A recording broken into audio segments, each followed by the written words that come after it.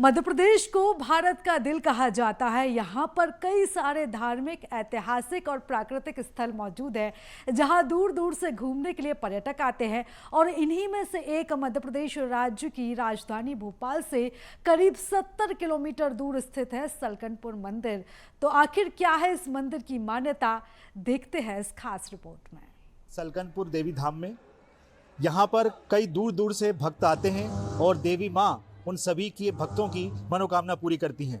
यहाँ कई भक्त अपने मनोकामना लेकर आते हैं और उनकी मनोकामनाएं यहाँ पूरी होती है। ऐसा कहा जाता है कि नव दुर्गाओं में यहाँ पर कई लोग यहाँ पर आते हैं और अपनी मनोकामना पूरी करने की मन्नत मांगते हैं। और प्रदेश के जो मुख्यमंत्री शिवराज सिंह चौहान वो अपने परिवार सहित यहाँ आते हैं और अपनी मनोकामना और प्रदेशवासियों की खुशहाली की कामना करते हैं। यह मंदिर प्रकृति की गोद में बसा हुआ है। ये सीहोर जिले के बीजासन माता को समर्पित एक प्रसिद्ध मंदिर है। सीहोर जिले का सलकनपुर देवी मंदिर भक्तों की आस्था का केंद्र माना जाता है। यहाँ माता विजयासन विराजमान है। यहाँ जब से मंदिर स्थापित है तब से अखंड धुना जलता है और 2 अखंड ज्योति भी जलाई जाती है। करीबन 500 सालों से ज्योति और धुनी यहाँ जल रही है। ये मंदिर 1000 फीट ऊंची विंध्याचल की पहाड़ी पर विराजमान है। इस मंदिर पर पहुंचने के लिए भक्तों को 1400 सीढ़ियों से चढ़कर जाना होता है, जबकि इस पहाड़ी पर जाने के लिए अब सड़क मार्ग भी बना दिया गया है। तो वहीं रोपवे की भी व्यवस्था है, जिससे कि भक्त आसानी से मंदिर तक पहुंच सकें। ये सलकनपुर की माता जी के प्रति हमारा पिछले करीब 50 साल से आना जाना यहाँ पर है। तो मैं इस ज़िले में भी पहले मैं अपने एक विभाग में जहाँ अधिकारी था तब से आना था, जब ये बहुत छोटा स्वरूप था यहाँ पर। अब तो ये माता जी का हमारे माननीय मुख्यमंत्री महोदय की समीपस्थ ग्राम है, तो उन्हें इसमें काफ़ी ज़्यादा उनका श्रद्धा भाव, पूजा भाव है, तो उन्होंने काफ़ी काम कराया यहाँ पर। और अब श्रद्धालुओं की भी आस्था इस माता जी के प्रति इतनी ज़्यादा है कि ये तो दोनों नवरात्रि में आप सहज देख सकते हैं। शुरू से ही लोगों के मन में मां विजयासन धाम की उत्पत्ति, प्राकट्य, मंदिर निर्माण को लेकर जिज्ञासा रही है, लेकिन अभी तक इसके कोई भी ठोस साक्ष्य और प्रमाण नहीं मिल पाए हैं।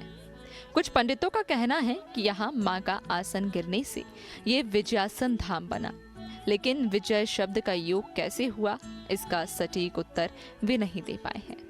लेकिन मां विजयासन धाम के प्राकट्य का सटीक उत्तर और उल्लेख श्रीमद् भागवत महापुराण में है। श्रीमद् भागवत कथा के अनुसार जब रक्त बीज नामक दैत्य से त्रस्त होकर जब देवता देवी की शरण में पहुंचे, तो देवी ने विकराल रूप धारण कर लिया और इसी स्थान पर रक्त बीज का संहार कर उस पर विजय पाई। मां भगवती की इस विजय पर देवताओं ने जो आसन दिया, वहीं विजयासन धाम के नाम से विख्यात हुआ और मां का ये रूप विजयासन देवी कहलाया। विजयासन देवी को कई लोग कुल देवी के रूप में भी पूजते हैं। भक्ति और भगवान ही जान सकते हैं। अब जिस स्थान पर आप पधारे हैं, विजयासन शक्तिपीठ के नाम से जाना जाता है। संक्षिप्त में निवेदन करें, माँ की महत्ता को तो कोई बता नहीं सकता, परंतु जिस स्थान पर आप देख रहे हैं विजयासन, रक्त बीज के वध करने के पश्चात भगवती जिस स्थान पर आसन पर आरूढ़ रही हो, वो विजयासन के नाम से जाने जाती है। देवी को लेकर ये भी कहा जाता है कि माँ विजया देवी की प्रतिमा स्वयंभू है। ये प्रतिमा माता पार्वती की है, जो वात्सल्य भाव से अपनी गोद में भगवान गणेश को लेकर बैठी हुई है।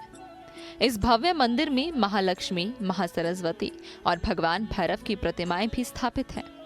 भक्तों का कहना है कि एक मंदिर में कई देवी देवताओं का आशीर्वाद पाने का सभी को सौभाग्य मिल जाता है।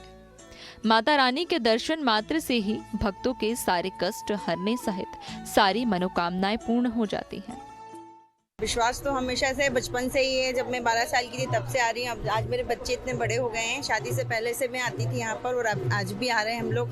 वो मनोकामना सबकी पूरी होती है यहाँ पर, इसलिए सभी आते हैं। और नवरात्रि में तो काफ़ी भीड़ रहती है यहाँ पर और दूर दूर से लोग आते हैं। यहाँ आसपास से नहीं, वो बहुत दूर दूर से लोग आते हैं। हर तरीके की मनोकामना पूर्ण होती है। जो भी मांगो भगवान तो हमेशा ही देते हैं। माँ का दर तो हमेशा खुला हुआ है, सबके लिए खुला हुआ है।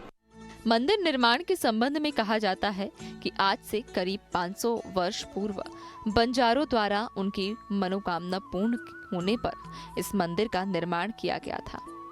मंदिर निर्माण और प्रतिमा मिलने की इस कथा के अनुसार पशुओं का व्यापार करने वाले बंजारे इस स्थान पर विश्राम और चारे के लिए रुके। अचानक ही उनके पशु अदृश्य हो गए। जब बंजारे पशुओं को ढूंढने के लिए निकले तो उनमें से एक वृद्ध बंजारे को एक बालिका मिली।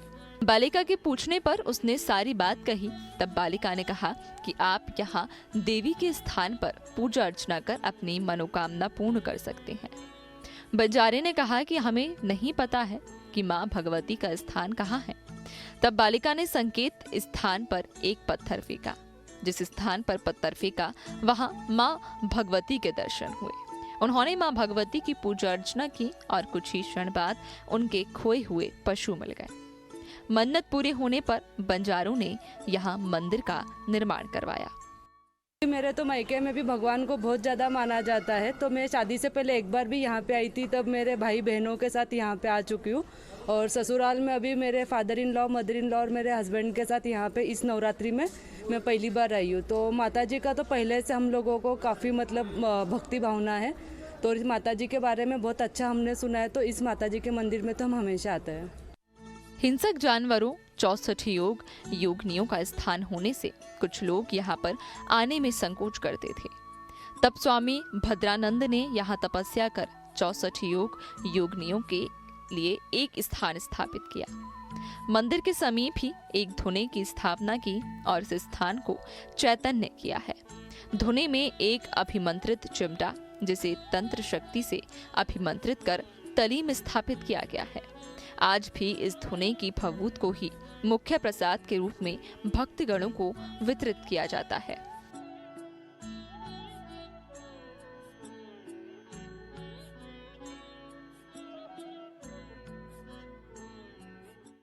मां विजयासन के दर्शन करने और आशीर्वाद लेने दूर दराज से भक्त यहाँ आते हैं। खासकर नवरात्रि में यहाँ भक्तों की भीड़ और भी ज्यादा बढ़ जाती है। यहाँ पहुँचने के लिए नियमित रूप से बस सेवाएं भी आसानी से उपलब्ध हैं। हालांकि सलकनपुर के लिए कोई सीधी उड़ान या रेल संपर्क नहीं है। भोपाल में स्थित राजा भोज हवाई अड्डा निकटतम हवाई अड्डा है, जो सलकनपुर को शेष भारत से जोड़ता है। सलकनपुर के लिए निकटतम रेलवे स्टेशन भोपाल और होशंगाबाद में है।